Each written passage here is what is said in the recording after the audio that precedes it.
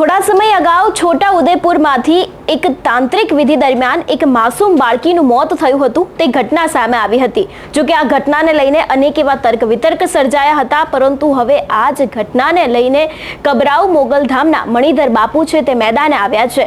તેમણે આ તાંત્રિક વિધિને લઈને પણ અનેક મોટા ખુલાસા કર્યા છે।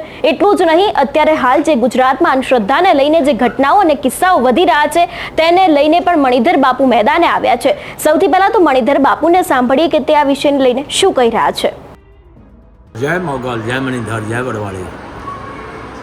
કચ્છ, કાઠિયાવાડ, ગુજરાત નહીં તો હું આખા ભારતને કહું, વધારે વરણ જે 5 વર્ષની દીકરીની જે હત્યા થઈ છે, જેનું મર્ડર થઈ ગયું છે, ખૂન થઈ ગયું છે, જેને આને તાંત્રિકને આને રાક્ષસ કહેવાય, સમજી ગયા ને તમે? આ એક અંધશ્રદ્ધા 21મી સદીમાં હજી આટલી અંધશ્રદ્ધા છે। તો 18 વરણને કહું છું કે 18 વરણ આ જગ્યાએ તમારી દીકરી હોત, બેન હોત, મા હોત, કે આપણું સંતાન હોત તો કેમ થાત? તો આ દીકરી આપણા 18 વરણની દીકરી છે, કારણ કે દીકરીને હું લક્ષ્મી માનું છું, દીકરી માનું છું, એને મા માનું છું, એને ભવાની માનું છું। તો ખાસ કરીને 18 વરણ અને આ મીડિયાવાળાને ખાસ કોઈ એવો હોય જ નહીં, મીડિયાવાળો કોઈ વધીને વાત કરી આ તે કોઈ કરે જ નહીં કે મીડિયા એટલે શું છે એ તમને ખબર નહીં, હું તમને કહું, તમે બધા ભણેલા છો ને, તમને હું કહું છું આ મીડિયાવાળાને। નારદજી હકીકત કહેતા, નારદજી કે બ્રહ્માનો દીકરો નારદ, ઘટનાઓ હકીકત કહેતા કે અહીંયા આ બનાવ બન્યો છે, અહીંયા થવાનો છે, ના થઈ રહ્યું છે। આને મીડિયા કહેવામાં આવે છે, સાચે સાચું કે પણ છેડછાડ કરીને મીડિયાનો કવિ પાપમાં બેસે છે। સત્ય ઘટના જ લખો। આ સત્ય ઘટના બાપુ બોલી રહ્યા છે। 5 વર્ષની દીકરીનું જેને મર્ડર કરી નાખ્યું છે, 18 વરણને કોઈને પેટમાં પાણી નથી હલતું। અને બીજી વાર આ ડિપીટમાં આવે ને, ગુજરાતીમાં બોલજો, આ તમને બધાને ખબર, બાપ દાદા ઢેફા ભાંગીને આપણે મોટા કર્યા છે, સમજી લેજો। ઢેફાની પથારીઓમાં હુઈ અને ભણાવ્યા ગણાવ્યા આ સુધરા, પછી આમ થયું, પછી આવા સુધરેલ ભાષા પહેલા ન બોલો। અને બીજું કે તમે ગુજરાતી ચેનલમાં કોઈ પણ ચેનલમાં જાઓ ને કે ઇંગ્લિશ શબ્દો ન વાપરો, બધાને ખબર છે તમે કોણ છો એ, સમજી ગયા ને? એમ ગુજરાતી જ બોલો, ચેનલમાં તો ગુજરાતી શબ્દ જ ઇંગ્લિશમાં એસ્કોટ, હવે એસ્કોટને દાવા દો ને ઘરે, હા, પછી આમ થયું તેમ થયું, સુધરેલ ભાષા મૂકો, ક્રાંતિકારી બોલો। આ 5 વર્ષની દીકરીને મારી નાખી, આ તમે આવીને કરો છો શું? આ તમારા ઘરે કાલે ઘટના બનશે અને હજી આવી બનવાની છે। બાપુ બોલે છે મોગલ ધામથી, બીજા તો બોલે ન બોલે મને ખબર નથી, પણ હું આઈનો પરિવાર છું। 5 વર્ષની દીકરીના રાક્ષસે કાપી નાખી, તમે શું કરો? બસ મીડિયમ ફાવે હું તમે બોલી છે, પણ આની સભાનો ભરો, આવેદન પત્રોનો દો, ભેળાનો થાવ, આને જાહેરમાં લાવીને રવિવારનો દી આને લટકાવી દો, જાહેરમાં લટકાવી દો કે કાપી નાખો કે ગોલી મારી દો, કારણ કે તમારા વિચાર બધાને મરી ગયા છે। અહિંસા ધર્મ એટલે ઘો કરી ગઈ। ક્રાંતિકારી વિચારો રાખો। આ દીકરી કોઈ પણ વરણની આની જાત ન જવાની। આ દીકરી આપણી હોત તો એ દીકરીને મનમાં નહીં હોય, એને ભણવાનું હોય છે, એને કોઈ પહેરવા ઓઢવાના કોડ નહીં હોય, એ તો જેને દીકરી ગુમાવી ને એને હોય। ભાઈ મારે તમારે તો વાતું કરવાની છે, પણ ડિપીટમાં આવીને સુધરેલ ભાષા ઓછી બોલો। આ દાદુ ભણેલા છે ને, આંધળો વણે ને વાસડો સાવે, પછી આમ થયું, પછી નહીં, કડક ભાષામાં બોલો।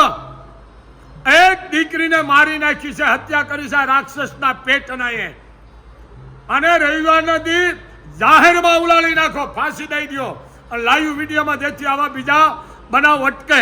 જોકે અટકવાના જ નથી, અમે તો રાડું પાડીને મરી જવાના, પણ આ સિંહાસને બેઠા પછી અમારે કોઈના બાપની તોલેદારી રાખવાની ન હોય, સત્ય બોલવાનું હોય। એમ ક્રાંતિકારી જરીક વિચારો બોલો, એટલે ડબાતા બોલતા સુધરેલા। તમને આવાને ડિપેટમાં લ્યો, હાથું જાપતે એને તમે લ્યો, જરીક સમજો। આ દીકરીને મારી નાખી ઓલા રાક્ષસના પેટના એ વિધિ માટે। આ તમે ભારતની નારીનું સન્માન ક્યાં તમે નેફામાં રાખ્યું? નારી તું નારાયણ, નારાયણ નથી રહી। 5 વર્ષની દીકરીને જો કાપી નાખતા નારાયણની નથી રહી। આ રાક્ષસોને ખાતમાં બોલાવો, અને જે કઈ બેન દીકરીની ઇજ્જત લૂંટી છે, બેન દીકરીની જિંદગીમાં એને જેલમાં મારી નાખો। એક બાપુનો આદેશ, બીજા બોલે ન બોલે ખબર નથી, પણ હું બોલું છું, અને મારી નખાય। તમને ખબર આ કુરત કેવો દેશ છે, ઓલું પાણી આવ્યું હતું કે 20-25 દાડા ગુનો કર્યો બધાને ફાંસીએ લટકાવી દીધા. બોલો, આપણે ઈ તો છે જ નહીં. પણ સરકારને આદેશ છે, હું કહું વિનંતી અમે ન કરી, આનો આદેશ છે, સરકારને આદેશ છે કે એવી તમે એક જાતની ક્રાઇમ બનાવો, ક્રાઇમ તાલુકા કે જિલ્લાવાર ક્રાઇમ બનાવીને આવા હકીકત હોય, પ્રૂફ થઈ જાય, મૌખિક નહીં, વિડીયો પ્રૂફ થઈ ગયો એટલે જાહેરમાં લટકાવી દો કે ગોળી મારી દો. હજી આ બનવાના છે. આ બાપુનો અવાજ તમને તાર માઠો લાગશે. થોડાક દી જવા દો, આજથી ભયંકર બનવાની પરિસ્થિતિ. કારણ તમે મૂકી દઈ છે એને. હું તમે એક વેદના, આ વેદના બોલે છે બાપુની. આ વિડીયો સાંભળી તમારેથી થાય નહીં તો કાંઈ નહીં, તો કમસે કમ એને મારી તો નાખો. સજામાં કાંઈ નહીં વળે, આને મારી નખાય એટલે જેલું વધારાની બનાવવાની બંધ થઈ જાય અને આવા ગુનેગાર ઓછા થાય.